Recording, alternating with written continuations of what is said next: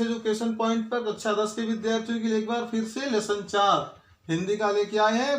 लेखक है उसके बिहारी लाल, उनकी रचना का नाम है भक्ति और नीति के पद। बिहारी लाल का जन्म सन 1603 ईस्वी में, जन्म स्थान बसुआ गोविंदपुर ग्वालियर के पास हुआ था। इनके पिता का नाम केशवराव चौबे था। इनके जन्म के विषय में एक दोहा प्रचलित है कि है बसुआ गोविंदपुर गांव ग्वालियर पास, सन 1603 में हुए बिहारी दास।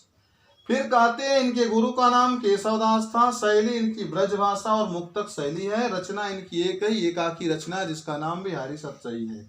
मृत्यु इनकी 1663 ईस्वी में हुई है। आपको एक विशेष बात बता दें कि ये रीति काल के प्रतिनिधि कवि कहे जाते हैं। रीति काल में, रीति परंपरा में 3 परंपराएं आई थी, रीतिबद्ध, रीति सिद्ध, रीति मुक्त। ये प्रतिनिधि कवि कहे जाने के नाते इनका तीनों परंपराओं पर मुक्त स्वतंत्र अधिकार था। इन्होंने अपनी रचना के माध्यम से भक्ति के पद की रचना तो बाद में किया, पहले श्रृंगार और नीति की रचना किया करते थे। इन्हें जब महाराज जयसिंह के दरबार में रहते हुए क्षय रोग यानी कुष्ठ रोग हो गया, तब इन्होंने भक्ति के पदों की रचना शुरू की और वह भक्ति के पद की शुरुआत कृष्ण की भक्ति से ही की थी। इनका एक विषय में एक दोहा प्रचलित है कि महाराज जयसिंह जब अपने नवोढ़ा नवोदित ब्याह कर लाई गई पत्नी के प्रेम पास में बध गए, राज्य के कार्यों से दूर हो गए, तो इन्होंने एक दोहा उनके लिए लिखकर भेजा। नहीं पराग नहीं मधुर मधु नहीं विकास ही काल, अली कली सो हो बधो आगे कौन हवाल। न तो इस समय में पुष्पों में पराग का संचय हो रहा है, और जब पराग नहीं है तो मधुमक्खियों के द्वारा शहद का भी संचय नहीं हो रहा है। यानी राजा ही नहीं है तो न तो प्रजा के द्वारा कुछ मिल रहा है न कुछ मिल रहा है। अली कलिश हो बधो, एक नवोढ़ा पत्नी से जो आप बधे पड़े हो, इसके बाद आगे इसका कौन हवाल होगा, इसका जिम्मेदार आगे कौन होगा। फिर इनके विषय में कुछ रीतिकालीन और कुछ आधुनिक युग के कवियों ने कहा था, सतसया के दोहरे जो नावक के तीर, देखन में छोटन लगे घाव करे गंभीर। आपको एक बढ़िया बात बता दें, बार बार ये दोहा आता तो है। सतसैया माने बिहारी के सतसई के दोहे किस प्रकार से हैं? जैसे नावक का अर्थ होता है मगरमच्छ पकड़ने वाले शिकारी के हाथ का तीर। जो मगरमच्छ पकड़ने वाले शिकारी होते हैं उनके हाथ में एक लकड़ी के डमरू का आकार का होता है और उसके दोनों किनारों पे छोटे छोटे नुकीले तीर लगे होते हैं। और जब वो मगरमच्छ फंसाने जाते हैं तो उसके बीच में रस्सी बांधकर सरोवर या जलाशय के किनारे किसी वृक्ष आदि में बांध देते हैं। अपने दोनों हाथों में वो तीर लेकर के घुस जाते हैं।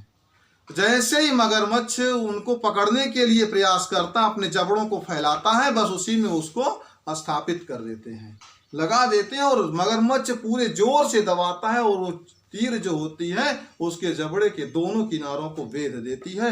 वो पीड़ा से व्याकुल हो जाता है और एक हाथ का लेकर के शिकारी वापस चला आता है। मगरमच्छ फंसाने वाले कभी दो एक साथ नहीं फंसाते बल्कि एक पकड़ते हैं। कहते देखन में छोटन लगे घाव करे गंभीर। जो उस नावक डमरू की आकार का अस्त्र है उसमें तीर बड़ा छोटा लगता है लेकिन चोट मुंह के अंदर पहुंचाता है, इसलिए बड़ी गहरी चोट पहुंचाता है। वही स्थिति बिहारी के सतसई के दोहों की है। देखने में तो ये बड़े ही अल्प लगते हैं, बड़े छोटे लगते हैं, लेकिन ये अपने दोहों को इस प्रकार से बनाए हैं, नावक के तीर के सरीखे बनाए हैं। जैसे नावक अपने तीर को बना देता है उसी तरह का बना रखे हैं।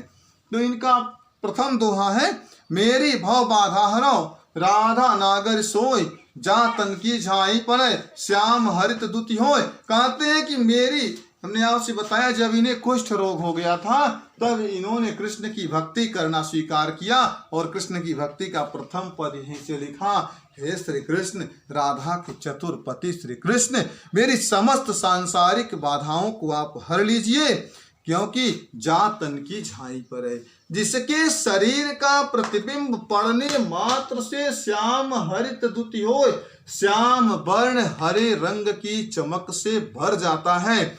आपको बता दें कि ये इंद्रधनुष के रंग का हो जाता है क्योंकि उनके होठ लाल हैं, शरीर श्याम वर्ण का है, बांसुरी का रंग हरा है, पीतांबर पीले हैं। इस तरह से अनेक रंग एक साथ जब मिलते हैं तो वह इंद्रधनुषी रंग में परिवर्तित हो जाते हैं। तो वही कहते हैं जा तन की झाई पर श्याम हरित दुति होय। मोर मुकुट की चंद्रिकन यो राजत नंद नंद।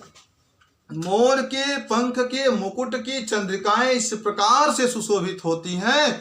मनु शशि शेखर की अकस की शेखर सतचंद। मानो शशि शेखर माने भगवान शिव की, अकस माने ईर्ष्या बस कृष्ण ने सैकड़ों चंद्रमा अपने सिर पर धारण कर लिया हो। सोहत ओढ़े पीतपट श्याम सलोने गात। कृष्ण के शरीर पर पीले रंग का पीतांबर सुशोभित होता है। और कैसे? सलोने माने सुंदर से, गात माने शरीर पर, मनो नीलमणि शैल पर आतप पर्यो प्रभात। मानो नीलम के शैल माने पहाड़ों पर, आतप माने यकायक कोई प्रभात माने प्रातः काल की किरण पड़ गई हो। नीलम के पर्वत पर, नीलम की पत्थर पे जैसे किरण पड़ती है तो उसका सौंदर्य और बढ़ जाता है, उसी तरह से इनका सौंदर्य बढ़ जाता है। अधर धरत हर के परत ओठ डीठ पट ज्योति।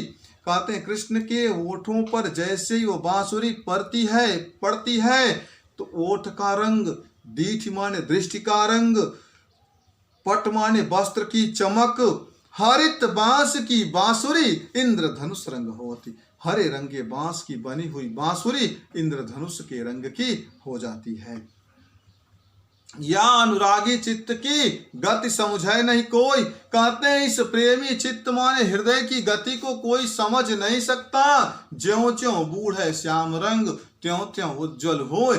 ज्यों ज्यों यह श्याम माने श्री कृष्ण के सांवले रंग में गोता लगाते हैं त्यों त्यों चमकदार होते चले जाते हैं। त्यों त्यों उज्जवल माने चमकदार होते चले जाते हैं। तौल गुयामन सदन में हरि आवे की बाट। तब तक इस मन रूपी सदन माने घर में हरि माने ईश्वर का आगमन के बाट माने किस बाट माने रास्ते से होगा। विकट जटय जब लघु निपट खुटय न कपट कपाट। जब तक विकट माने कठिनता से, जटय माने जड़ दिया गया है, कपट माने छल का दरवाजा जब उसमें जड़ दिया गया है तो ईश्वर का आवागमन किस रास्ते से होगा, अर्थात ईश्वर का आवागमन नहीं हो सकता। जगत जनायो जय सकल सो हरि जान्यो नाहि। कहते हैं जिसने इस सारे संसार को बताया उस हरि को जाना नहीं जा सकता। ठीक उसी प्रकार से जो आँखिन सब देखिए आँख न देखी जाए। एक आश्चर्य की बात बताई बिहारी कि जिस प्रकार से आँख पूरे संसार को देखती है लेकिन अपने आप को नहीं देख पाती है कि आँख किस रंग की है। अपनी आँख से आप अपनी आँख को नहीं देख सकते बिना किसी उपकरण के, कि देख सकते हैं? नहीं देख सकते। जब कोई प्रतिबिंब आपका दिखाई देने वाला उपकरण हो, चाहे दर्पण हो, चाहे कैमरा, जो भी हो, उसके या जल की में ही अपना प्रतिबिंब देखें तभी दिखाई देगा। इस तरह से आप अपनी आंख को नहीं देख सकते। जप माला छापा तिलक करे न एको काम। मन कांचे नाचे वृथा सांचे राचे राम। जप करना, माला ले लेना, छापा ओढ़ लेना, तिलक लगा लेना, यह सब किसी काम का नहीं है। अगर ये मन कच्चा मन जो मानव शरीर के अंदर जो कच्चा मन है क्षण प्रतिक्षण अपनी गति बदल देता है, यह कच्चा मन अगर यह सच्चे रूप में राम का स्मरण कर ले तो इन सब उपादानों की कोई जरूरत नहीं पड़ती। उपादानों के अंतर्गत जप करना, माला लेना, छापा ओढ़ लेना, तिलक लगा लेना, इन सब की जरूरत नहीं है। जरूरत किसकी है? सच्चे मन से राम के सुमिरन की है, स्मरण की है। अगला इनका शीर्षक है नीति का, जिसमें इन्होंने नीति का वर्णन किया है। समाज में किस प्रकार से जीवन यापन करना चाहिए और समाज में जीवन यापन करने के लिए किस प्रकार के तथ्य उत्तरदायी होते हैं, उन्हीं सब का वर्णन करते हैं। दुसह दुराज प्रजान को क्यों न बढ़े दुख दंड। दुसह माने असहनीय, दुराज माने दो राजाओं के बीच में, प्रजाओं के बीच का दुख और द्वंद्व क्यों नहीं बढ़ जाएगा।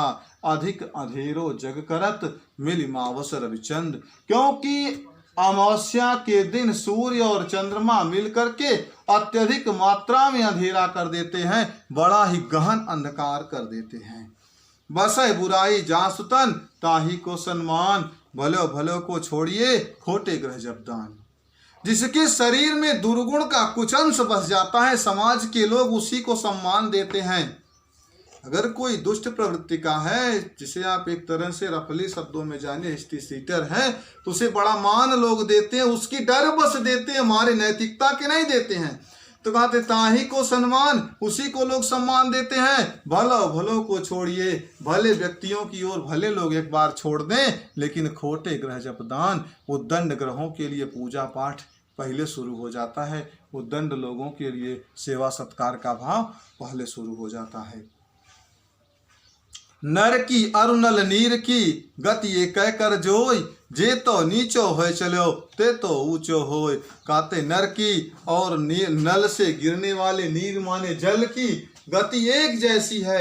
जितना अधिक ऊंचाई, जितना अधिक नीचे की ओर झुक के चलता है, उतने ही अधिक वेगवान गति से जाता है।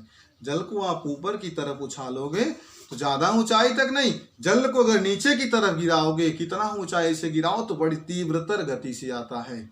इसीलिए कहते हैं कि नर की और नल नीर की, नर माने मनुष्य को भी क्या करना चाहिए, धन की अधिकता होने पर झुक करके चलना चाहिए, श्रद्धा भाव से यानी प्रेम पूर्वक व्यवहार करना चाहिए। ये जितना अधिक झुकता है उतना ही अधिक बढ़ता चला जाता है।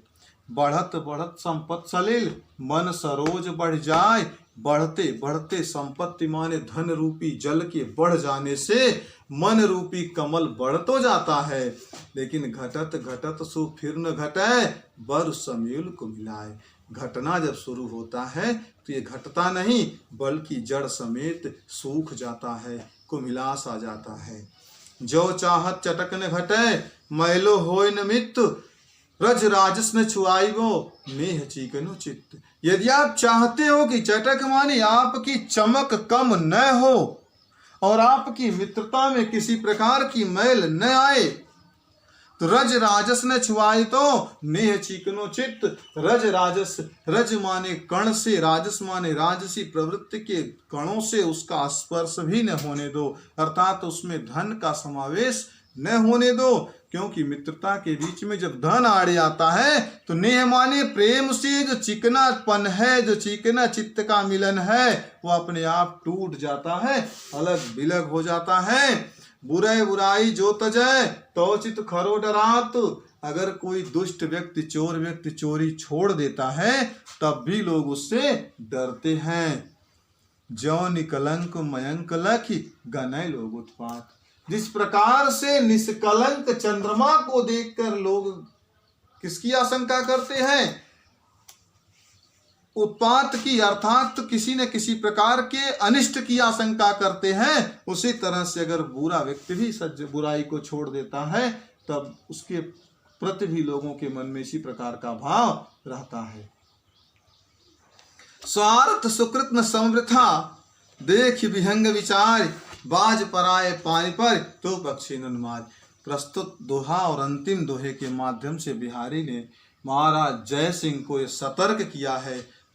उस समय जब महाराज जय सिंह विदेशी शक्तियों के प्रलोभन में आकर अपने ही देश के छोटे छोटे राजाओं का दमन करके उन शक्तियों को विदेशियों के हाथ हस्तगत कर रहे थे, तब उन्होंने उसे लिखकर जय सिंह को आगाह किया था कि स्वार्थ सुकृत समवृथा।